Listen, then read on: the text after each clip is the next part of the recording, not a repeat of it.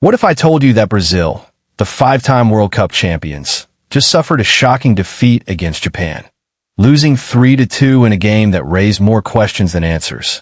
Yes, football fans, it really happened.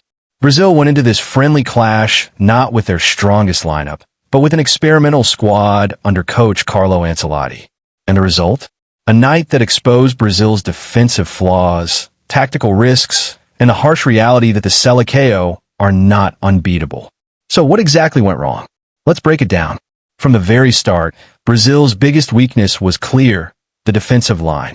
Without Gabriel Magalhães and Éder Militão, Brazil's backline looked shaky, unstable, and vulnerable. Ancelotti paired Beraldo with Fabricio Bruno at center back, but the chemistry simply wasn't there. Instead of forming a solid partnership, the two struggled to coordinate, leaving gaps for Japan's attackers to exploit. And if that wasn't bad enough, Fabricio Bruno ended up scoring an own goal, a nightmare moment that only added to Brazil's misery. That mistake proved costly, and when the final whistle blew, Japan had secured a famous 3-2 victory over the South American giants. But let's be fair, Brazil didn't completely collapse.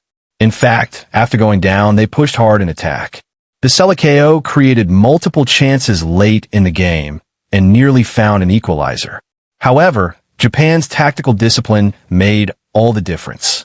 After scoring their third goal in the 71st minute, Japan's coach made a bold move. He substituted his forwards and stacked the defense. From that moment until the very end, Japan played with almost everyone behind the ball, defending with everything they had. Every Brazilian attack was met with a wall of determination, and despite Neymar, Vinicius, and others pressing forward, Brazil couldn't find a breakthrough. Now, here's the important context. This wasn't just any match. Carlo Ancelotti treated it as an experiment.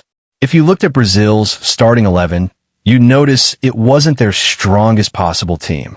Many first-choice stars were missing, replaced by players who were still fighting to prove themselves at the international level. And that was the whole point.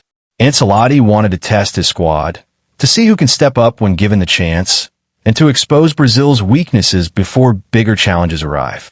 But experiments come with risks, and once again, Brazil paid the price. This isn't the first time we've seen the Selecão lose when trying out a new system or lineup. In fact, over the last few months, several of their friendly matches have ended in defeat whenever Ancelotti has rotated heavily. That pattern raises concerns.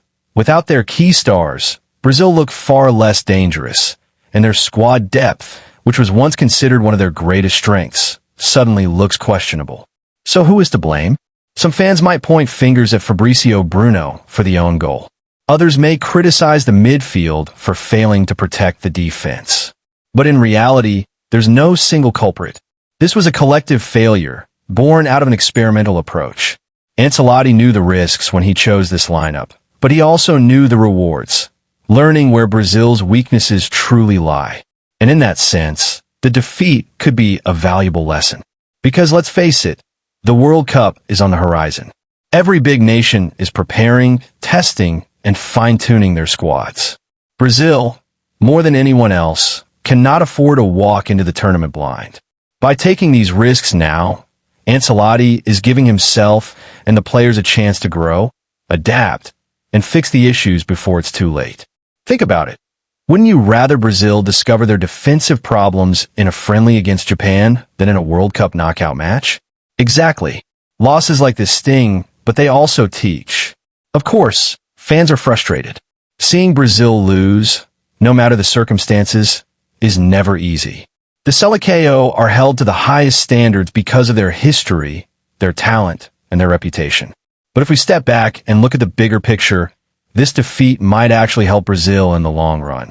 The gaps have been exposed, the weaknesses are clearer, and now Ancelotti has the blueprint to strengthen his team. At the end of the day, football is not just about winning every friendly. It's about building a team that can handle the biggest stage under the brightest lights. And while Brazil left the pitch in disappointment against Japan, they also left with something far more valuable than 3 goals. They left with lessons that could shape their journey to the next World Cup. So, was this defeat embarrassing? Absolutely. But was it meaningless? Not all. For Brazil, this is a reminder that the road to glory is never smooth, and that even the most talented squads have to face setbacks along the way. The question now is simple. Will Brazil learn from this defeat, or will they repeat the same mistakes when it matters most? Only time will tell, but one thing's for sure. The football world will be watching closely.